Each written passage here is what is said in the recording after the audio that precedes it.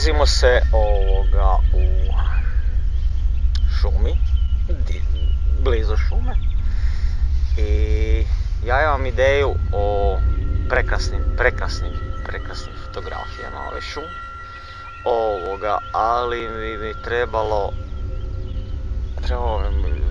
veliki, široki, kutni, evo ovako.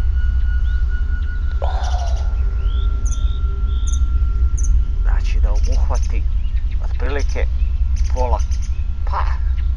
pola kilometra šume, fotografija. Ali ne samo jedna, nego više njih.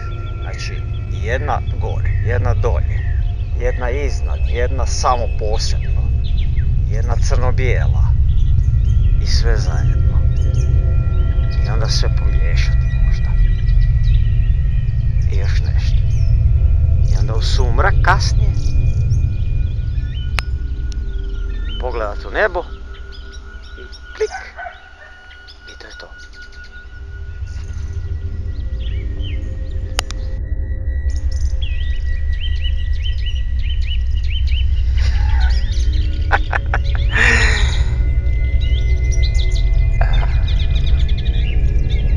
Mislila si da ćeš mi pobjeći, a? Joj, baby. Ovo ti je poruka. Ja. Ne budem. Ne budem ti napraviti baš ništa. Znaš zašto? Napravit će ti svijet. Oni, ne ja. Ja sam osvetoljubiv, ali ne baš toliko.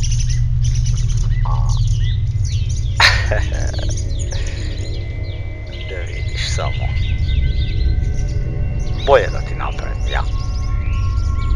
Ok. Jer inače...